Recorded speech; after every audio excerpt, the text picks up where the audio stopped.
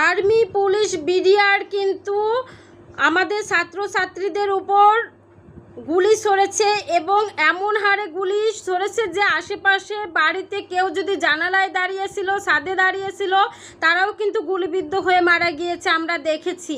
আমার এক খালাতো ভাই আর্মির চাকরি করে, সে আমাকে বলেছে ইমার্জেন্সিভাবে তাকে আন্দোলনের শুরুতে যারা মারা যায় সেই দিন তাদেরকে ঢাকায় আনা হয় বিমানে করে।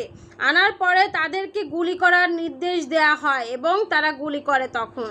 তাহলে আপনারা হয়তো জানেন যে আর্মিদের কাছে এত মারাত্মক অস্ত্র থাকে যে ওই অস্ত্র দিয়ে গুলি করলে একজন মানুষ সাথে সাথে মারা যাবে।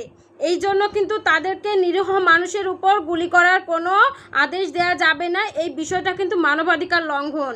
তাহলে এই মানবাধিকার লঙ্ঘন হওয়া সত্ত্বেও স্বরাষ্ট্রমন্ত্রী কিভাবে বলছে যে আমরা এই আদেশ দেইনি? তাহলে এটা কিভাবে